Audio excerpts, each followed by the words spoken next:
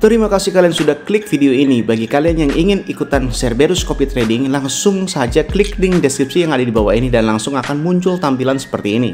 Lalu silahkan kalian langsung klik daftar. Bagi yang belum punya akun, untuk username itu bebas. Misalkan nama username-nya adalah pemula trading dan jangan lupa untuk di akhir username-nya diberikan @cerberus.com. Jika kalian tidak mengetik cerberus.com, maka akun Anda tidak akan bisa terdaftar. Untuk password silahkan kalian pilihkan sendiri. Untuk nama silahkan bebas. Untuk nomor handphone harus nomor handphone yang aktif karena jantung Cerberus Copy Trading itu ada di dalam nomor handphone. Jika nomor handphone berbeda, maka Cerberus Copy Trading tidak akan berlaku. Untuk kode referral bisa diisi atau bisa dikosongkan. Setelah kalian sudah mengisi semuanya, bisa langsung kalian klik register dan akan muncul tampilan seperti ini. Untuk mengaktifasi Cerberus Copy Trading, bisa langsung kalian WA admin terhadap nomor ini. Dan untuk biayanya adalah 4 juta rupiah untuk member reguler dan 40 juta rupiah untuk member eksklusif. Jika kalian ingin mengetahui simulasi profit tradingnya, langsung bisa kalian klik kalkulator Cerberus, masukkan modal dengan satuan dolar, klik 1000 misalkan, dan untuk jumlah harinya max 365, langsung klik hitung. Setelah itu akan muncul seperti ini dan scroll ke bawah. Nah, di sini adalah total profit bersihnya, yaitu totalnya adalah 3.293. Untuk info lebih lanjut, silahkan WA admin di nomor ini. Selamat menikmati materi di video kali ini.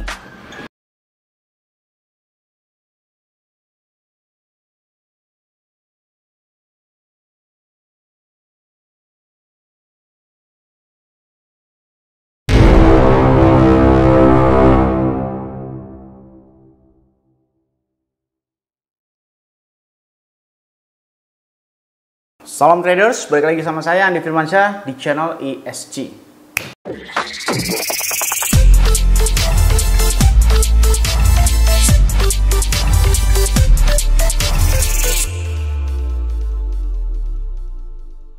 Oke, di video kali ini akan kita membedah ya, how if Jerome Powell resign, atau bagaimana jika Jerome Powell sebagai ketua The Fed itu memundurkan diri. Sebenarnya kalau kalian tanya ya, ini efeknya apa dan hubungannya apa, ini sangat-sangat penting. For your information aja ya, ada beberapa hal yang bisa menyebabkan Bitcoin crash.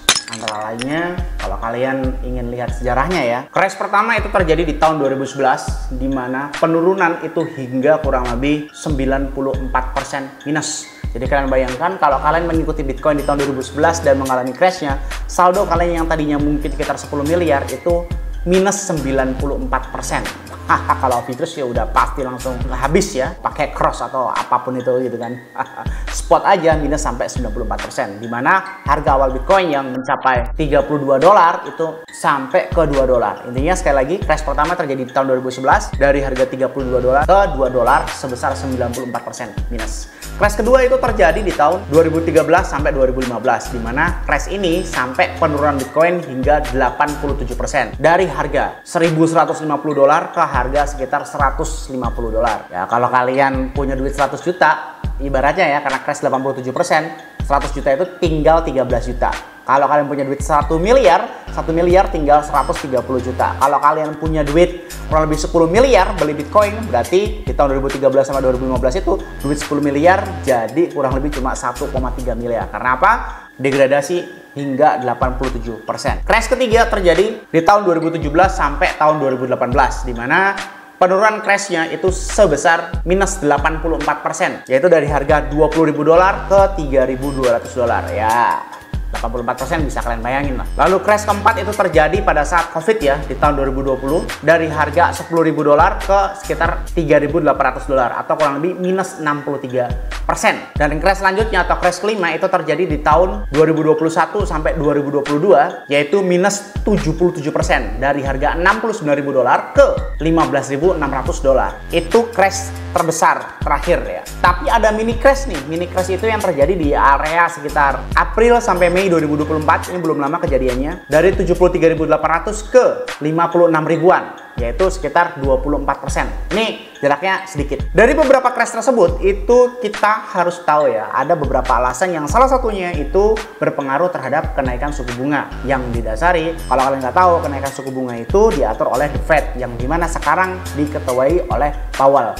jauh kita mundur ke belakang. Gini, kenaikan harga Bitcoin yang sekarang ini mencapai kurang lebih sekitar 118.000 atau sampai ke 123.000, itu kalau saya tidak salah ingat ya, karena saya juga mengikuti banget tentang perkembangan ini. Masih ada perang dagang, tapi kok tiba-tiba naik ya, atau bahkan kemarin juga masih ada perang yang kadang-kadang digadang menjadi perang dunia. Ini berawal dari isunya Jerome Powell itu memundurkan diri. Padahal sampai sekarang 29 Juli tahun 2025 itu tidak ada pernyataan khusus yang keluar dari mulut Powell sendiri atau medsos Powell sendiri tentang pengunduran diri. Bahkan saking niatnya kemarin itu tersebar surat pengunduran diri yang dikeluarkan oleh Senat Amerika Serikat, yang lucu banget ya menurut saya ya, yang level orang-orang atas seperti itu, yang pemerintah yang harusnya bisa kredibilitasnya bisa dipegang sama kita, ternyata itu adalah palsu. Ini sungguh aneh ya. Dimana beberapa jajaran eksekutif di Amerika Serikat itu, mulai dari Senat sampai Presiden Donald Trump, ini sedang benar-benar mengecam atau vokal banget, seolah-olah kayak membenci banget sama Jerome Powell itu sendiri. Padahal kalau kalian nggak tahu nih, saya ingetin aja nih. Kalau kalian nggak tahu, saya ingetin aja nih. Pada saat pemilihan Presiden Amerika Serikat, ya, waktu Trump itu pertama kali dilantik ya, maksudnya bukan pertama kali, kedua kalinya dilantik, yang kemarin dilantik itu ya. Sebenarnya Powell ini digadang-gadang menjadi sebuah teman atau sebuah alat tolak ukur kita semuanya sebagai pemain Bitcoin untuk merencanakan Bitcoin bakal bullish, dengan posisi Trump yang sangat pro kripto dan Jerome Powell yang pada saat itu digadang-gadang juga pro kripto. Bagi yang nggak tahu, Powell itu dipilih oleh Trump. Fakta yang aneh bukan? Sekarang mereka berantem parah, tapi dulunya itu dipilih oleh Trump.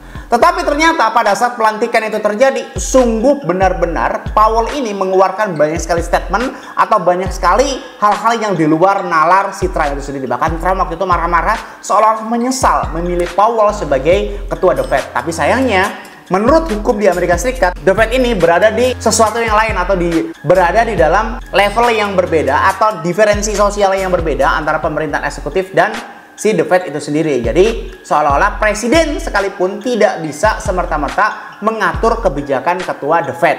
Oke, yang paling kontroversial adalah tiba-tiba Powell mengeluarkan bahwasanya di tahun 2025 itu suku bunga akan netral semuanya. Justru itu memancing kemarahan Trump yang sehingga sampai detik ini seolah-olah pengen Powell itu mengundurkan diri atau diganti dengan orang yang pro ke dia, yang seolah-olah nurut. Padahal udah dijadiin perang dagang sampai ratusan persen ya, terus adanya perang di mana-mana, tetap suku bunga itu dinetralkan saja, yang harusnya katanya harusnya itu diturunkan gitu kan, atau diubah lah setidak-tidaknya gitu. Nah, isu ini berakibat terhadap orang-orang berspekulasi bahwasanya Presiden Donald Trump ini ingin Powell itu diganti ya, apalagi dengan kemarin itu tiba-tiba ada surat pengunduran diri yang dikeluarkan oleh eksekutif Amerika Serikat juga, yang harusnya bisa dipegang kredibilitasnya. Saya pun terkecoh dan dunia pun terkecoh, hingga mengakibatkan Bitcoin bullish mencapai 123.000 atau kurang lebih the new ATH lagi.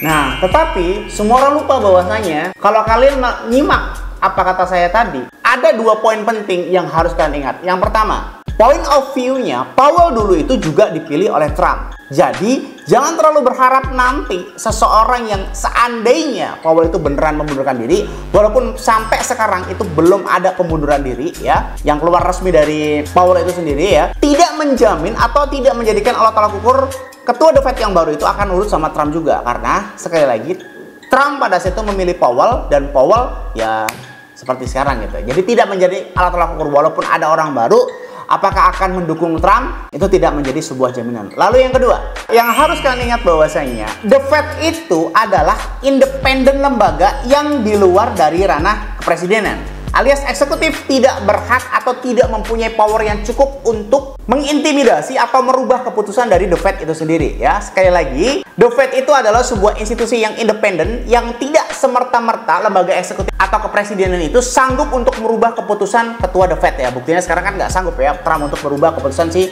Jerome Powell itu sendiri. Jadi, andai kata dua hal tadi kalian nyimak, ini sebenarnya belum semerta-merta akan menjadi sinyal positif bagi Bitcoin itu sendiri. Nah, itu poin penting yang pertama. Lalu poin penting yang kedua, Bitcoin sekarang itu sudah mencapai ATH yang cukup parah. Seolah-olah kayak bubble-nya tunggu pecah aja gitu kan. Bubble-nya tunggu pecah, overbought-nya udah parah banget, likuiditasnya udah parah, fear and greed index-nya juga udah greedy parah gitu kan.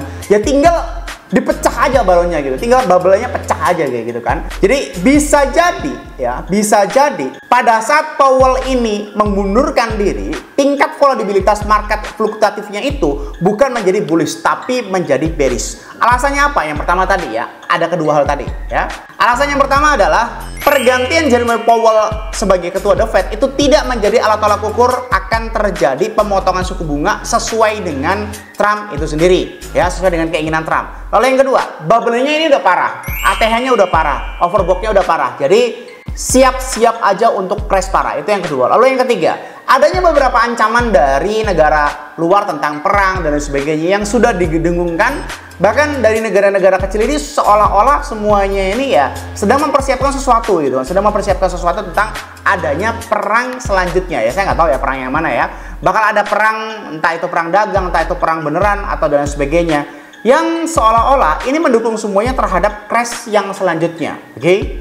Itu yang ketiga. Lalu yang keempat, sudah berkali-kali ini sudah mencoba menembus resistennya sekitar 123.000 sampai ke 125.000, tapi itu direversalkan. Berarti itu tandanya whales atau para penguasa Bitcoin level atas atau para penguasa Bitcoin yang paling tertinggi di dalam dunia ini itu setuju bahwasanya Bitcoin sudah tidak waktunya untuk rally kembali, yaitu waktunya untuk turun.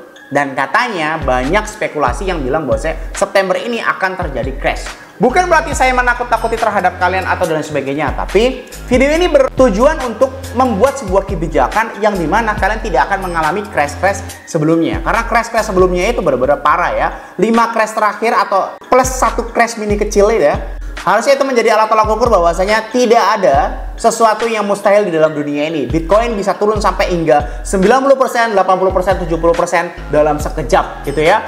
Jadi saya selalu ingatkan terhadap kalian untuk spot trading ini bukan waktunya untuk membeli. Untuk futures trading gunakan leverage yang normal dan jangan sampai cenderung long.